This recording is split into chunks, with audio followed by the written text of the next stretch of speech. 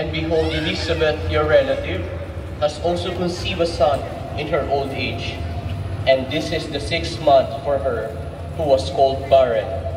For nothing will be impossible for God.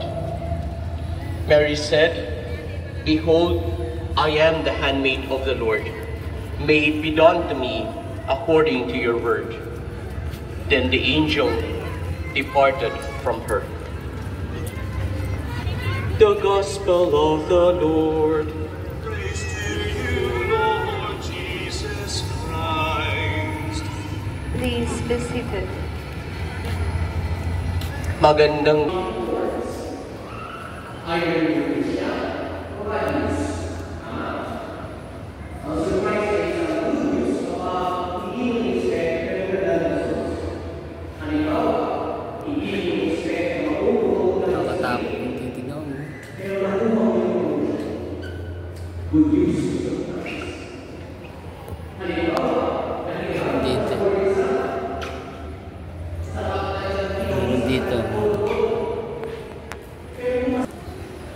Pero the opposite is also true.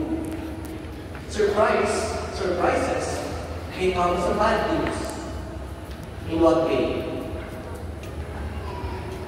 In-expect mo ikaw yung magpupromote, pero yung katabi mo sa table ang mag-promote.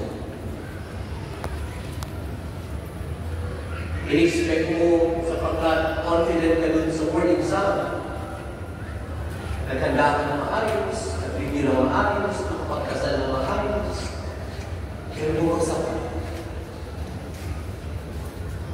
In-expect mo, bibigyan ka yung nakakinang mo ng dalawa ang nabigay sa iyo. The surprise ka rin. Pero it doesn't matter whether the surprise may come as a bad news, or all about surprises. Kahapon, natatandaan niyo yung bakit ay tungkol din sa Zachariah. The angel Gabriel singing, may good news ako sa iyo. Yung pinagdarasal mo, nakasagot na. Good news po yung surprise ni Zachariah. Pero paano tinanggap ni Zachariah yung good news? Nasabi niya lahat ng sinabi ko. For 9 months, Zachariah was na walang kinakasama na lalaki. At kahit sa ang angulo titignan sa panahon noon at panahon ngayon, ang tawag sa dalagang walang asawa pero nabuntis ay disgrasyado. Someone was fallen from grace. It was a bad news from the beginning.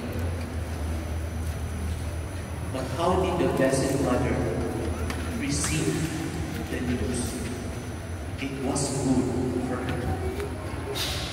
Sapagkat ang tinignan ng Blessed Mother ay hindi yung negative consequences ng pag-ogo niya. Ang tinignan ng Blessed Mother is the announcement of the angel that she is full of grace and she will be the Mother of God. At higit sa lahat, nang sinabi sa kanya ng angel, nothing will be impossible for God. So yung parang bad news, naging good news para sa Blessed Mother. And, sometimes, kung titingnan po natin mga kapatid, it depends on how we receive the surprises in our life. Kaya siguro, yan din ang tanong sa atin. How do we receive surprises in our life? Alam niyo po mga kapatid, ang surprise na good news, kapag tinanggap yan with faith, nagiging blessing yan para sa atin. Kaya ngayong blessing na ito, we can share it to others. Sapagkat a blessing is something that needs to be shared. Sapagkat tinanggap ng tayo pananampalataya. Pero ang good news na tinanggap na walang pananampalataya, ano po ang dating mo? Pwede tayo maging mayaman. I deserve it. Entitled ako to. Deserve ko yun. Walang masama sapagkat deserve ko yun. Can it be shared? Pag sinasabi natin deserve ko yun, pag sagot, hindi. Sapagkat anything that we say, I deserve it, entitled ako doon, akin yun. We will never share it. In the same way, yung bad news. Kapag ang bad news, tinanggap na may pananampalataya, becomes a moment of grace. Bakit? Tinitingnan natin itong opportunity for us to be strengthened, to be strong, to be courageous. Sapagkat may pananampalataya, hindi tayo nawawalan ng gana. Kahit anong sama, anong sorpresa tumating sa atin, hindi tayo nawawalan ng gana, hindi tayo sumusuko, sapagkat we take it as an opportunity of grace. May awa ang Diyos. May grasya ang Diyos. Oo, bumagsak ako sa exam, pero may next time pa din ako. I will try my best again. Oo, hindi ako na-promote this year. Pero, may awa ang Diyos, baka next year, mapupromote ako. Pero ang bad news na tinanggap na walang pananampalataya mga kapatid, it remains to be a bad news. And the worst part of it, nagsiself-pity. Bakit hindi ako nakatanggap? Bakit ako bumagsak? And we keep on blaming ourselves. Sige, nagkulang. Ang daming kulang sa akin.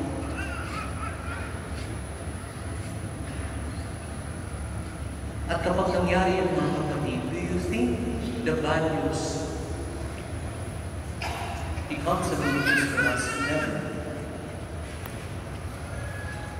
Sapagkat mahirap makita ang isang bad news as good news kapag walang pananampalataya. And so we are invited tonight to take our surprises in life, whether good or bad, with faith. Natanggapin natin ang lahat na dumarating na sorpresa sa buhay natin na may pananampalataya. So that in us, ano po yung mag-form the sense of gratitude, the sense of blessing, and the sense of strength. Malakas ako dito. Malakas ako sapagkat malakas ang Diyos. Mahina ako, alam ko, pero malakas pa din ako sapagkat malakas ang Diyos. Sapagkat sinabi din niya, nothing will be impossible for God. Kaya kasi siguro mga kapatid, alam mo may pinagdarasal kayo. Hindi niyo po kumpletuhin ang 9 days na ito kung wala kayong pinagdarasal. Ang tanong lang, masusurpresa na kayo. Anong klaseng surpresa kaya ang darating sa inyo after you have completed these 9 days? Good news or bad news? Pero mahalaga, sabi ko nga, it doesn't matter whether the surprise will come to us as bad or good. Ang pinakamahalaga is that we accept all these surprises with faith. At tatanggapin natin ng buong ang lahat ng surpresa nito na may pananampalataya. Sana all. Sana all. Sana matanggap ng bawat isa sa atin ang sorpresa ibigay ng Diyos sa Paskong ito, sa anumang ipinagdarasal natin na may pananampalataya. Para sa ganon, kahit paano, ay good news pa rin. Amen. Please stand.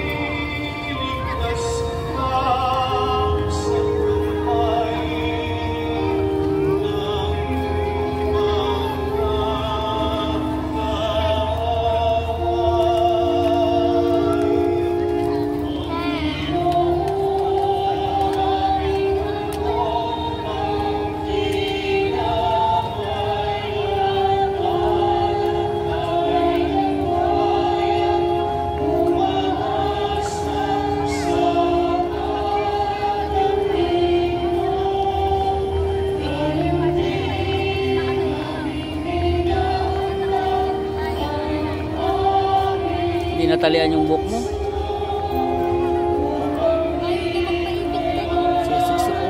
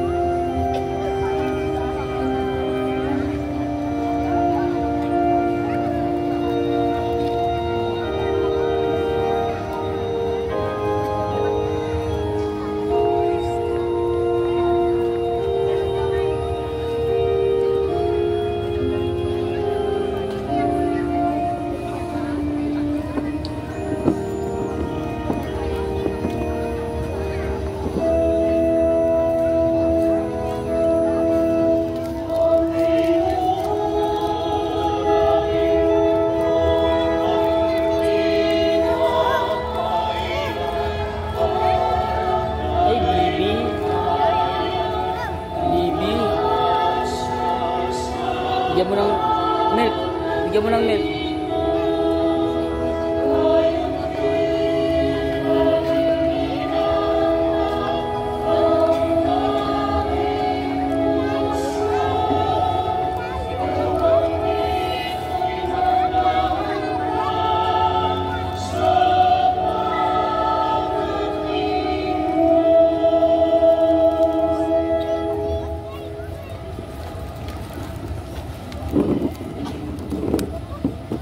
The Lord our God, it is right and just.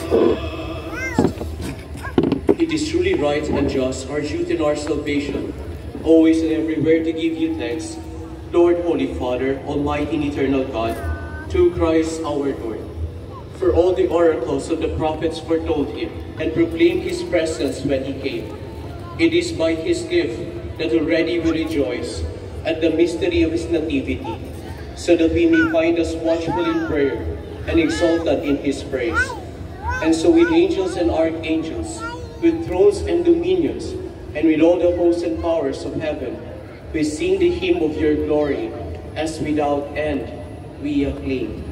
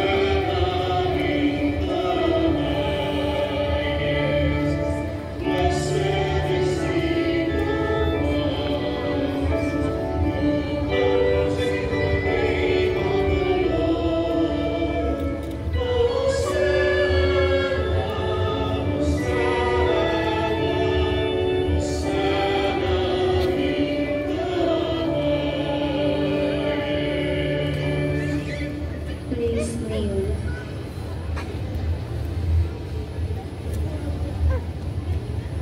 You are indeed holy, O Lord, the fount of all holiness.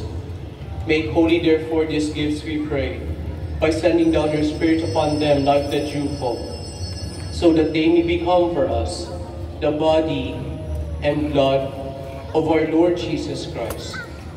At the time he was betrayed and entered willingly into his passion, he took bread and giving thanks broke it, and gave it to his disciples, saying, "Take this, all of you, and eat of it, for this is my body."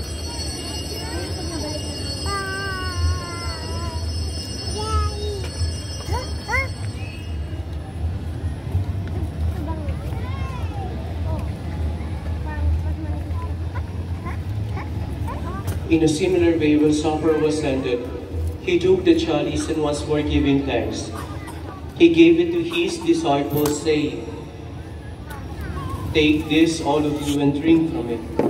For this is the chalice of my blood, the blood of a new and eternal covenant, which will be poured out for you and for many, for the forgiveness of sins. Do this in memory of me." Open window.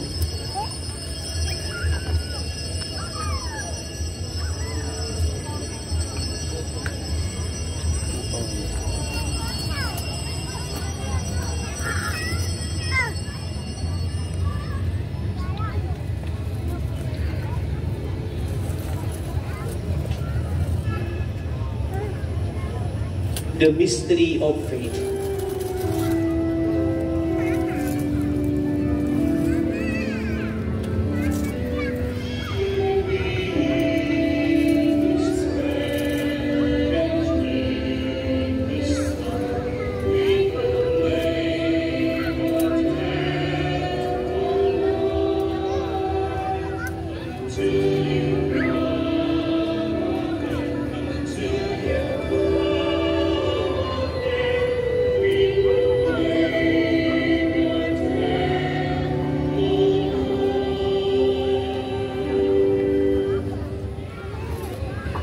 Therefore, as we celebrate the memorial of his death and resurrection, we offer you, Lord, the bread of life and the chalice of salvation, giving thanks that you have held us worthy. Almighty Father, forever and ever.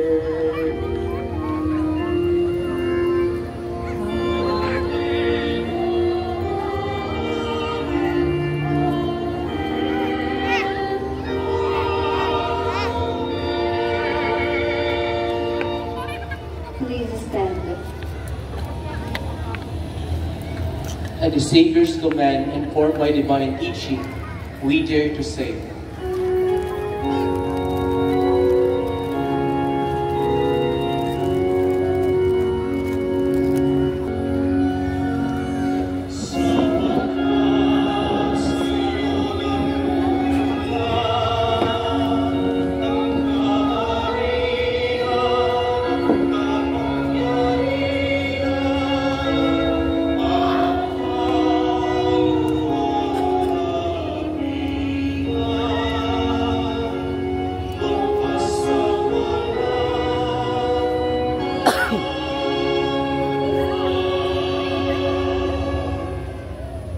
Lord Jesus Christ said to your apostles, "Peace I give you, my peace I give you.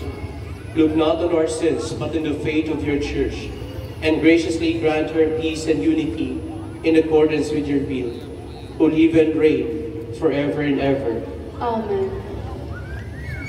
The peace of the Lord be with you always. And with your spirit. Let us offer each other the sign of peace.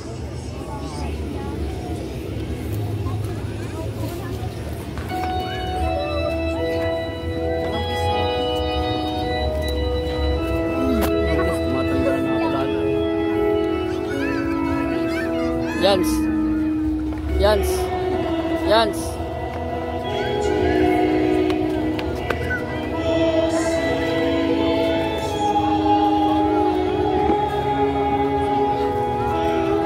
Yans. Yans. Yans.